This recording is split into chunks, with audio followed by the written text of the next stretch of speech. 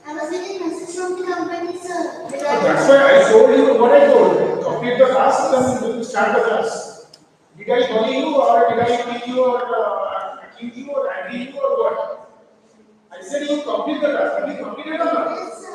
No, that's why I'm asking you. Why you are explaining? I'm just asking whether you complete your task or not. Okay. Because you know, second year management students are at par with us. We don't, accuse you or because after some time you are going to enter the corporate life. I'm not angry with you, don't worry. But the point is that the level we are expecting from you at the end of this third semester, fourth semester, we are not getting it. The level of maturity, the level of answers you are supposed to tell us. By this time, you have already read third semester is completed. So your whole world of management is already there inside your mind, isn't it? So that's why your maturity level should be high. You should now visualize the company and you should now visualize the HR role in that. And there should be a connection between what we are talking to that. Because after a month you are going to join some company, you start working it.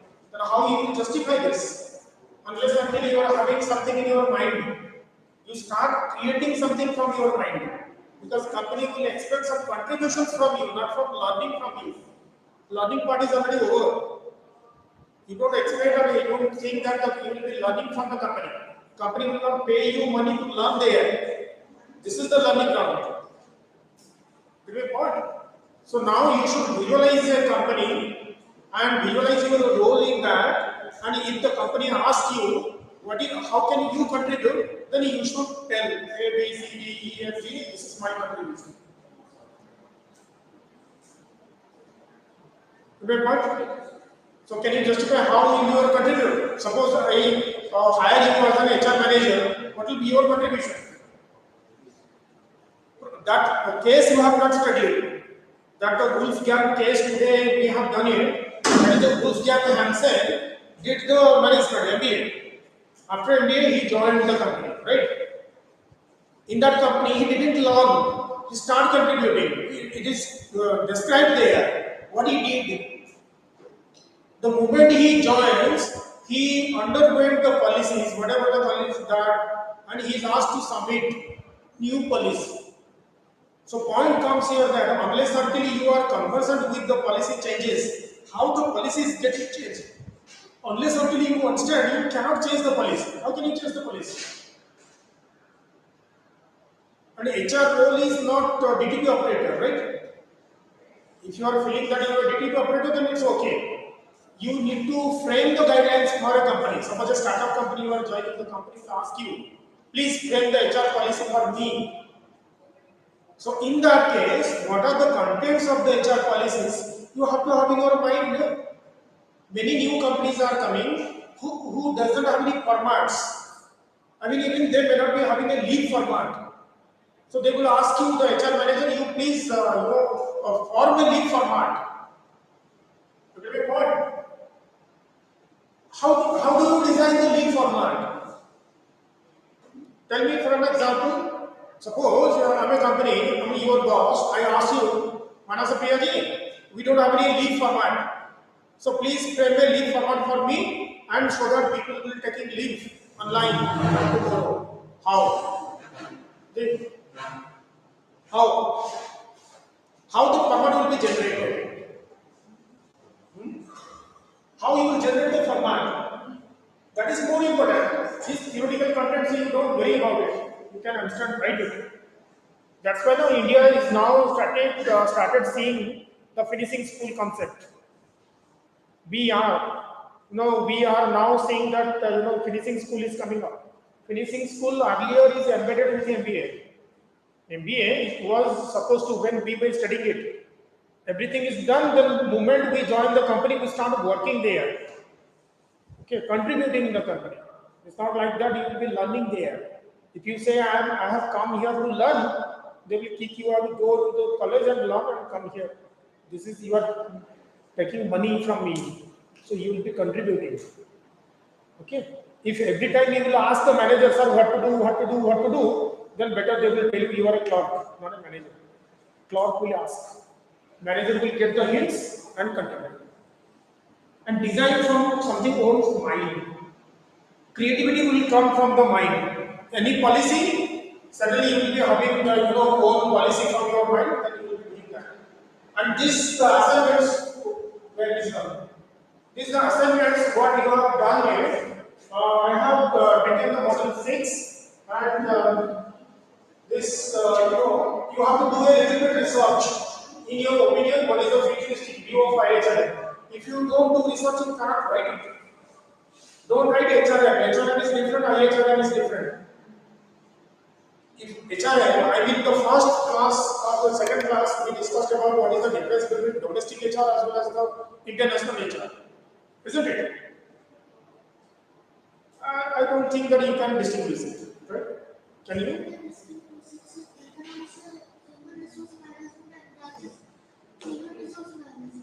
No. What is the difference? Domestic HR and IHR. We have to deal with international outside the country. HR we have to deal with the domestic companies. So that is the difference in the differentiate. My question is, what is the difference between domestic HR and international HR? Your answer is, sir, we have to deal with international and in international HR, we have to deal with internationally. In domestic HR, we have to deal domestically. Is it the answer?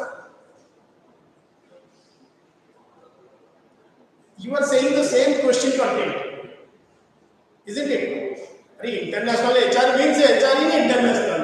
Domestic HR means HR in domestic. You have to go further. There are various types of policies which are different from like Indian. Various type of policies are there also in domestic HR. Various type of policies are there also in international HR. Then why don't you say that, sir, HR is implemented in a company, domestic in Indian company, HR is implemented in a company which is in international. Anybody? Bhavadarani ji, कुछ तो बोलिए.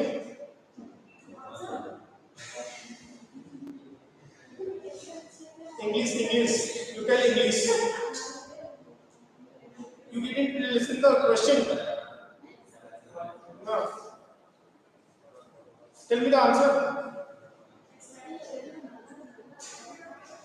She will study and answer. When after 1 month? Before exam. Good. Okay, identify and critically examine the social cultural factors. Okay. Social cultural factors in current policy BPO industry in relation to IHR practices. This is Indian context. BPO industries. Social cultural factors are numerous in BPO industries. Explain how adventurous training plays a role. This is different, but adventurous training is also given. Can you any guess idea? What is this question meaning? Explain how adventurous training plays a role in setting up life in personality. That is there in the module 6. Can anybody guess it? What the nonsense of the question is and why it is there? Can you guess? Guess. I'm not saying the perfect answer. What is this use of this question?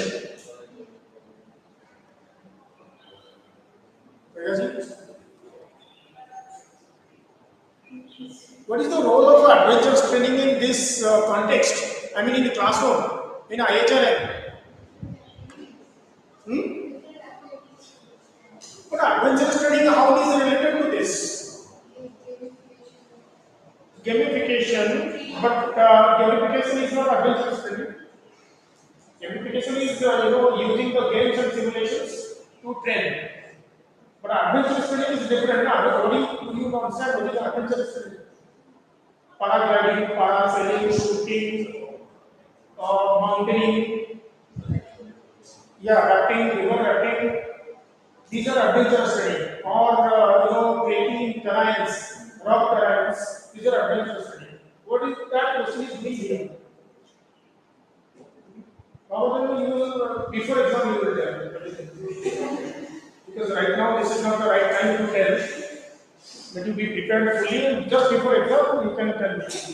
You also before exam. So maybe it increase the interest in your work.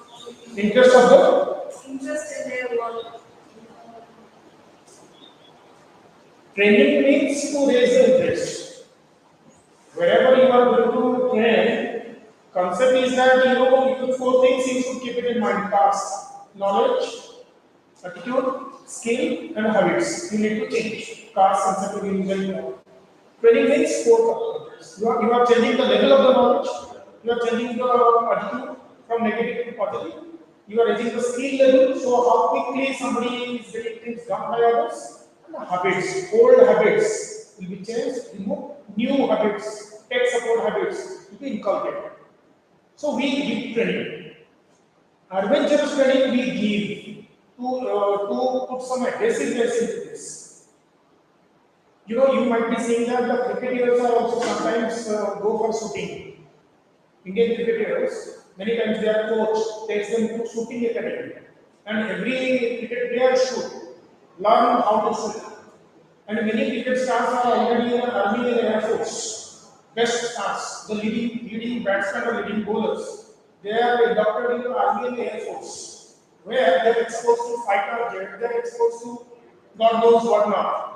But the real battlefield, they are taken to the real battlefield. Why? Because inside them, aggressiveness will come so that when they go to the field, fire. Did you get what? So sometimes the sales managers, they fear looking to the market surroundings, they fear. They feel that I cannot achieve the target, they leave the company. Obviously, the target may be tough, but who will achieve the target? If not you, then will the robot achieve the target? Some other human being also, yeah? If he can achieve, why not you? If he can achieve the target, why not you? It is only because of your attitude and your fear that stops you from achieving the target. That's the point. So I will give you the adventurous training. In the adventurous training, you face a lot of challenges and you overcome that with the help of your trainer. Right? You understand the tricks and techniques. When you are coming back, you have a lot more energy with you. Lot more energies and lot more confidence to face the market. And to go on. You get what? So that is why adventurous is required. In medicine also, professional gamifications what you are talking about. They take the maximum gamifications are the team building simulations and gamifications. Usually in the management you find that 80% are team building, coordination, group tasks. But 20% of the professional organizations take the managers to the different areas. So the managers will be having a solid kind of mind and aggressiveness will come to it. That is required. That is required. Otherwise you can't work. Unless you have some aggressiveness in you, you sleep. You will say, I don't have any mood. Once launch is there, my mood is finished. So how to boost your moods? How? So I will inject something. We will inject something, games or activities. Then only your moods will be up. Isn't that? Otherwise it's very difficult. So similarly, the point comes. That is why the companies are also giving the adventurous training. Okay.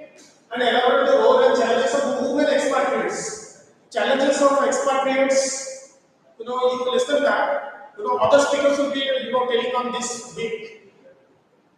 Okay.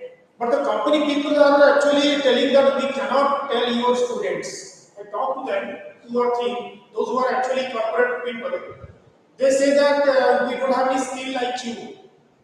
That means we will speak haphazardly. I mean, we are practical people, we can't tell lyrical. Sequential as the teacher, your people will laugh at us.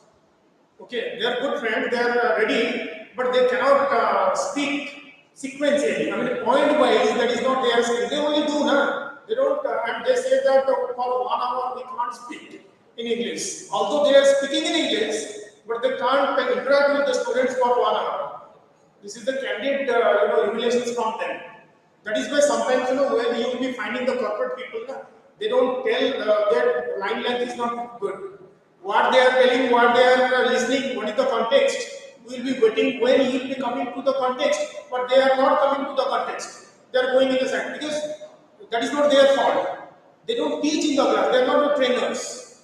They are practitioners. So practitioners may or may not be able to what we can sequence into the points. That is fine. So role and that is the challenges are there. No matter how globalization affects life in conditions to senior citizens. So these are all in your module 6 cases. So module 6 cases I have given all these assignment topics. You do manual research on this and write down. And these are the minor mini project topics. So this is also tricky. So you have to, each group has to take one topic from there, one topic from here. So submissions plus oral within July 5th. Okay. Taking a corporate case, highlight the changes in HR practices of pre and post merger and acquisition. Which one you do not understand? Ask me. Which one? Do not understand. Which one you feel that your group will take up, and you do not understand? You ask me. I can explain it right now. So corporate case, highlight. What happens in merger and acquisition? Pre-HR practices and post-HR practices are different because the two companies are merged. So each, they will be take up the superior HR practices of the one company, right? So ultimately for other company it is getting changed. So pre and post. Critical examine the problems of ethnocentric and polycentric situations. Arpinaji, this is the fact which is distinguishing the domestic HR to the international HR. Multiculturalism. And in multiculturalism, ethnocentric, polycentric, regiocentric, geocentric. These are the attitude or approaches the company follow. The style of doing the HR practices are different. But in domestic, all are ethnocentric. There is no changes. But in international, we go with attitude. Polycentric or ethnocentric or regiocentric or geocentric. And entire gamut of exercise is getting changed on basis of these approaches. So that differences between your domestic HR to your international HR. Otherwise, recruitment will be here, recruitment will be there. Selection will be here, selection will be there. Training will be here, training will be there. But the mode of doing training, the mode of recruiting, the mode of selection is different. Why different? Because cultural practices are different. Okay? Earlier, India was not going through online recruitment process. India was very much. Even nowadays also, people ask, please come, I will see the candidate, then I will take you, hire you. But in the Western countries, they don't call because, suppose you are coming a Delhi candidate to interview in Bangalore. You know how much, cost it involves? If your company doesn't reimburse it, can he come? He cannot come. Rather, he be there, I am here to take the interview, online interview, what's the problem? But it was not there. Because we Indians always will know, unless until I see, I can't believe.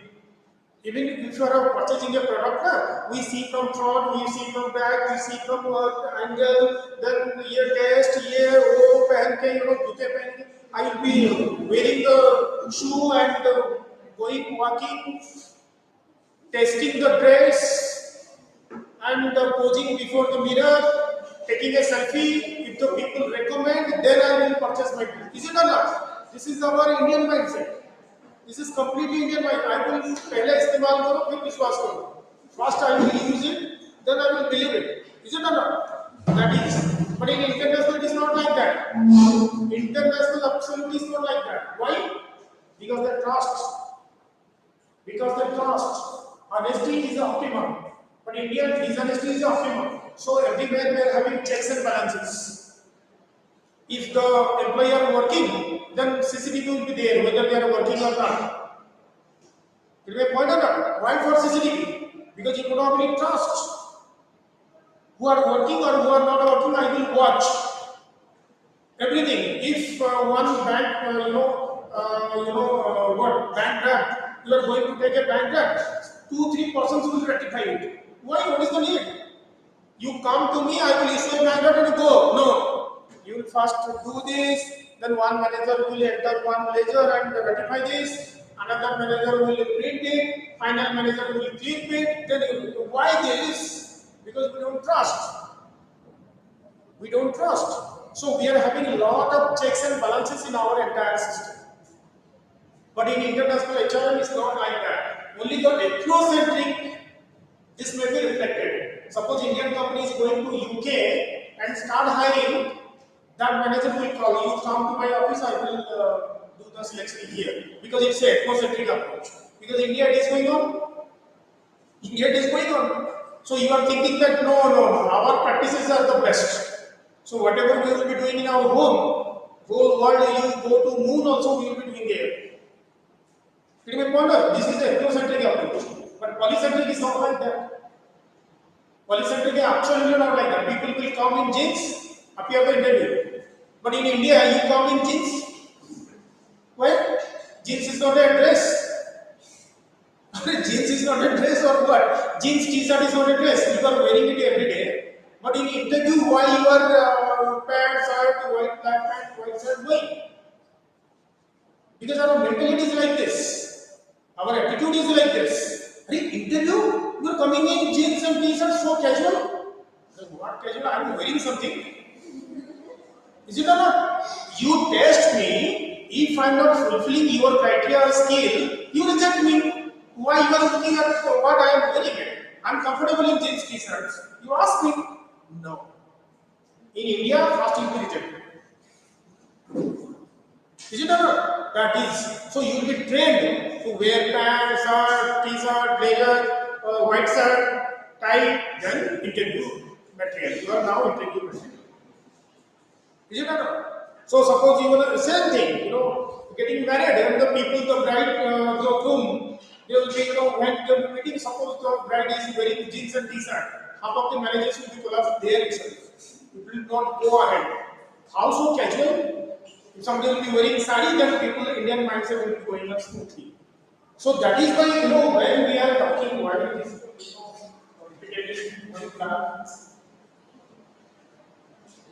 so you tell this, so this is a realistic view of effects of pandemic and how OD practices are different, okay? And OD practices are different across the countries and taking at least 3 examples.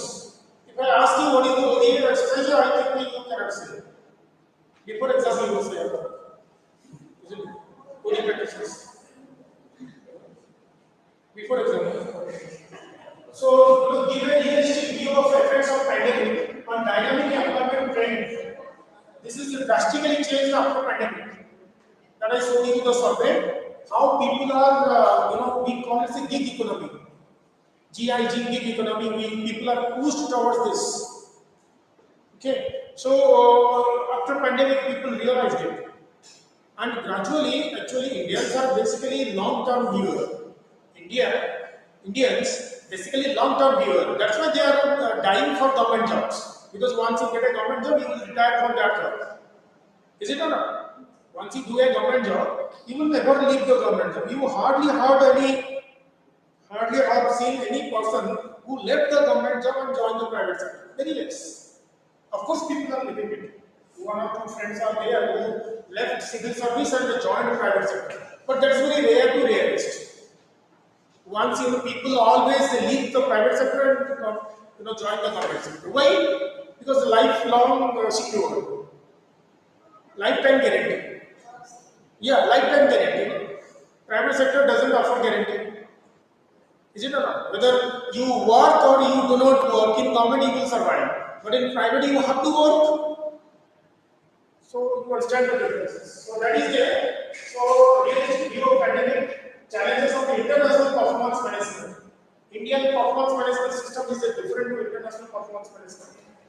Okay. We know now we are having 1 year performance management. At the end of the year, we do. But many companies have already changed. Who will wait for 1 year?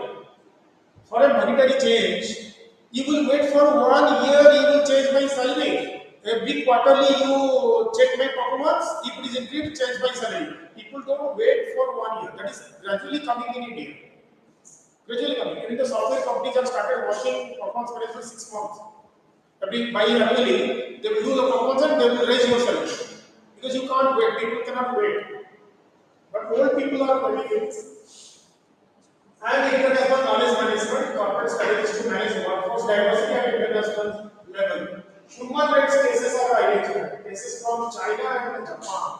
Human rights cases are there. Thank God it is not mentioned there in India, but it is mentioned in China and Japan. So you have to search. You have to Google a bit.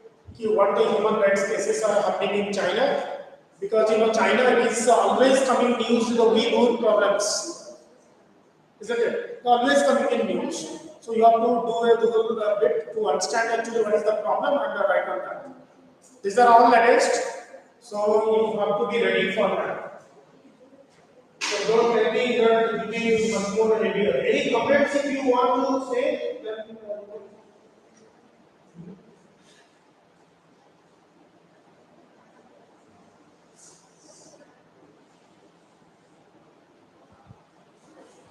Then your module 3 is coming with your virtual organizations. Entire thing in module 3 is on virtual organizations that we are going to talk about it. What is a virtual organizations? That also you can tell? No. What is a virtual organization?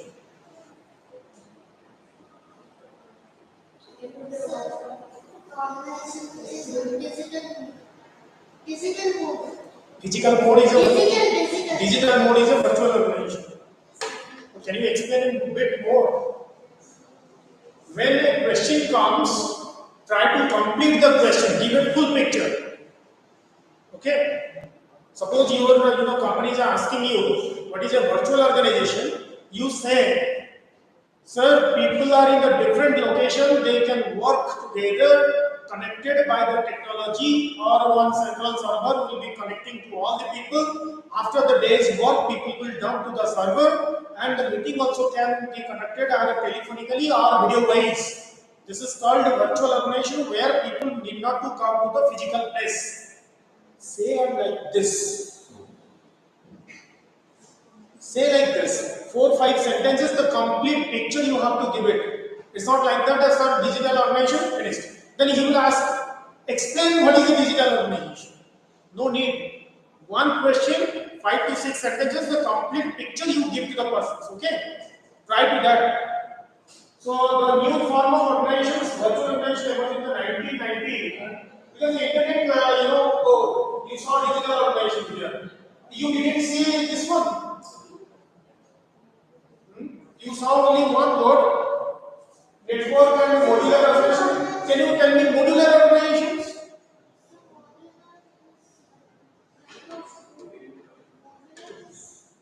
Modular means modular made by plastic. Huh? And ye kya? What is this? Modular means what? Sir, this organization is like this. Huh? Glue. Glue.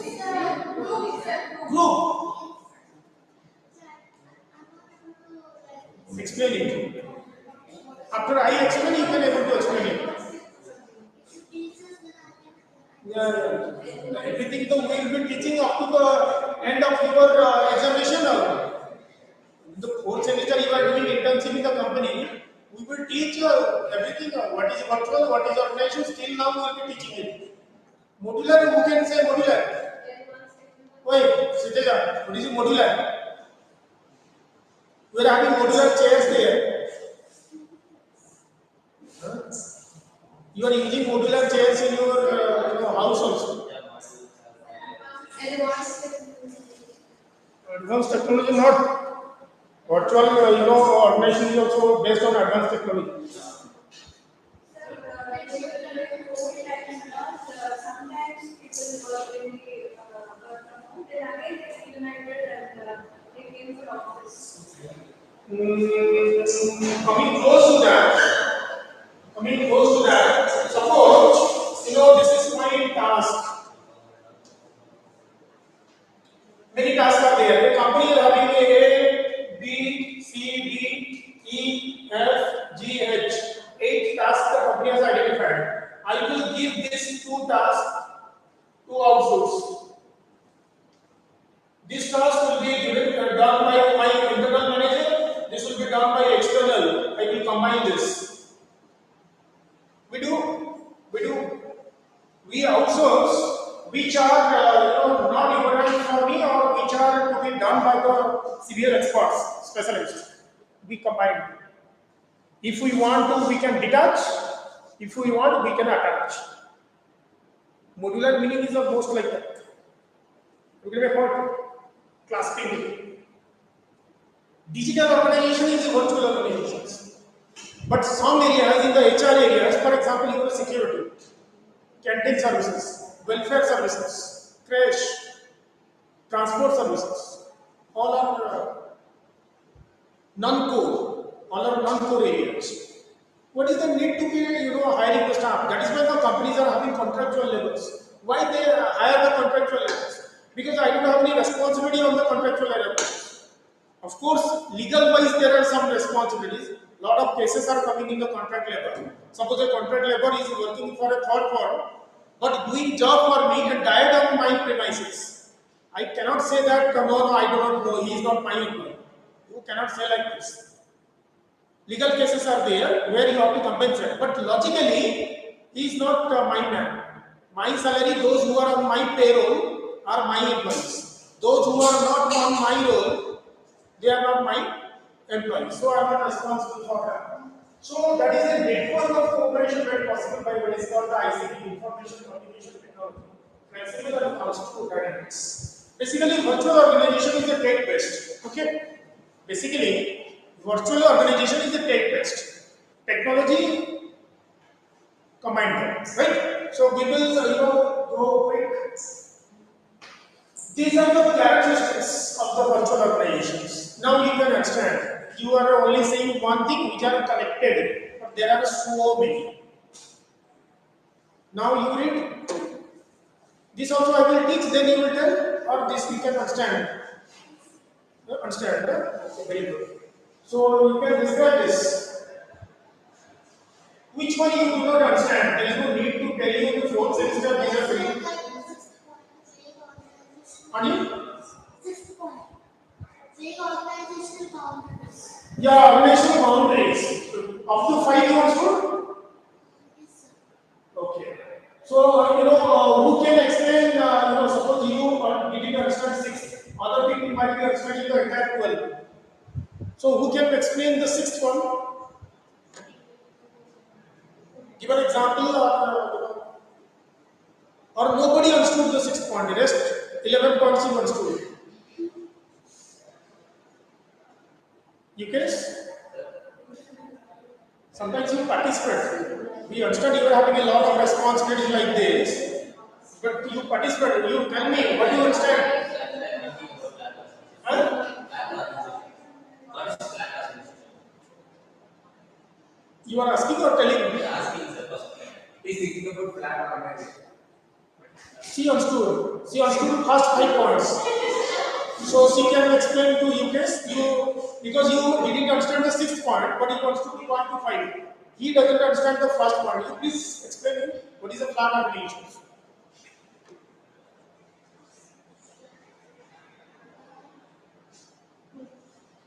Huh? You can understand, but you cannot explain. That is your tagline, right? Huh? can understand.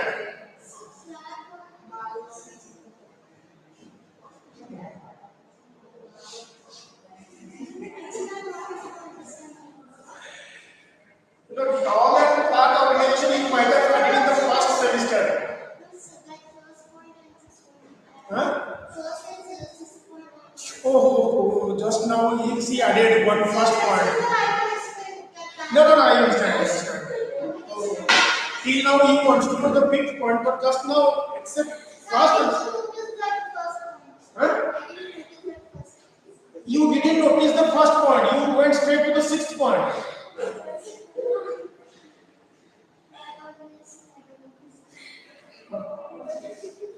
Okay. So except flat, the rest you understand?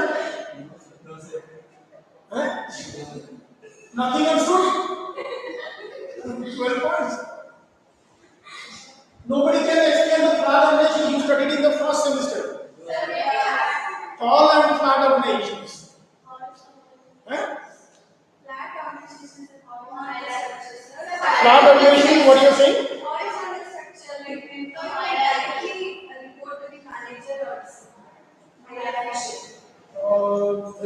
Manager?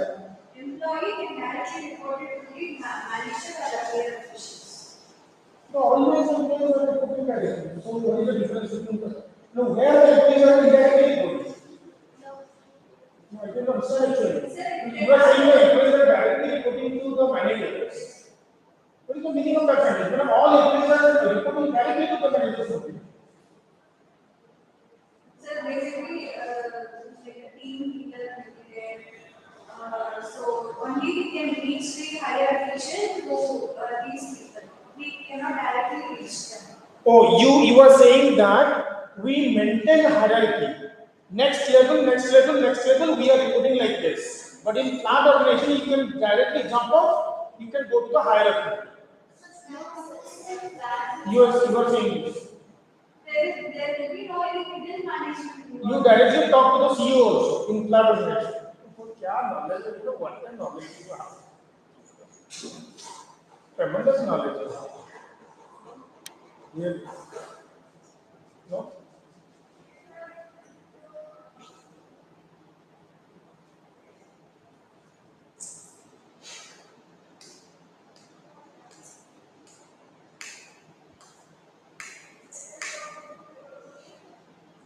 Flat organization is where one manager is having a lot of subordinates under him. Flat, mota. When the span of management is much more higher.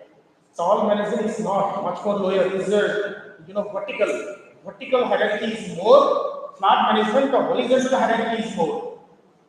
Are you getting my point? You are talking directly, where the big comes. Everybody is directly. Suppose, this one, like this, and this one is like this. Okay, and how many people? 1, 2, 3, 4, 5, 6, 7, 8.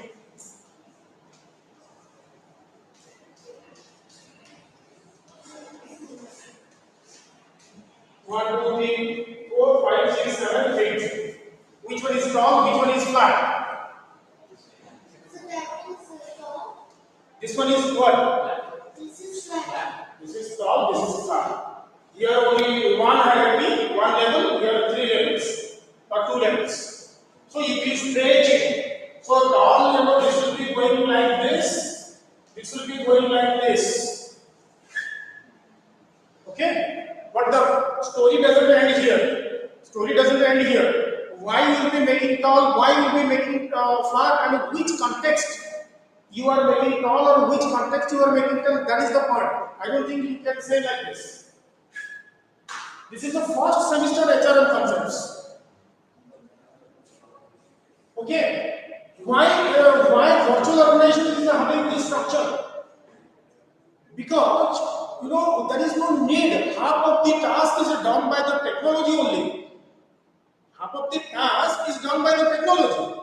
Everything is done underneath. Suppose you imagine I am doing a FDP physically.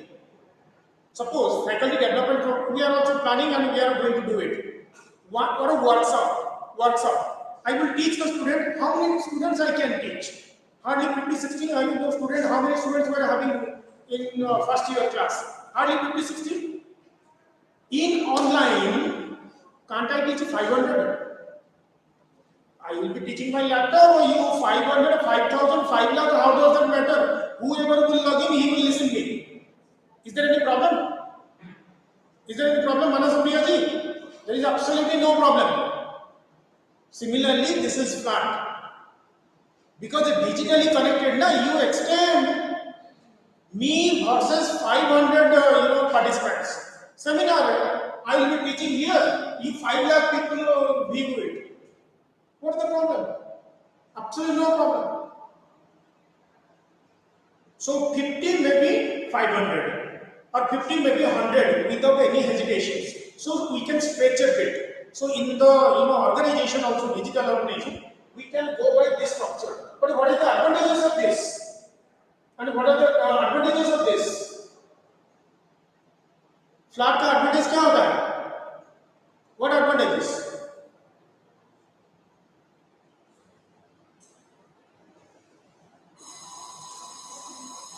Okay.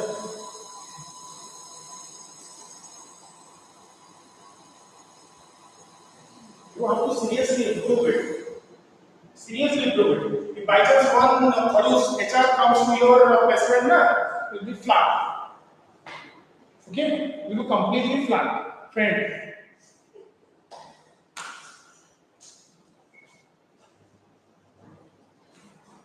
You will laugh at it.